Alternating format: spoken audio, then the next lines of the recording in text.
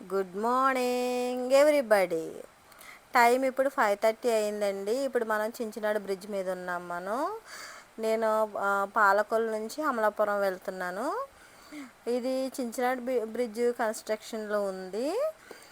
అయితే ఇక్కడ చూడండి, ఎర్లీ అవర్స్ కదా, సన్సెట్ ఎంత బాగుందోను.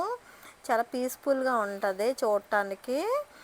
మా ఛానల్ని చూడండి, సబ్స్క్రైబ్ చేసుకోండి, బెల్ ఐకాన్ని నొక్కండి, లైక్ చేయండి, షేర్ చేయండి, ప్లీజ్ సబ్స్క్రైబ్ చేయండి.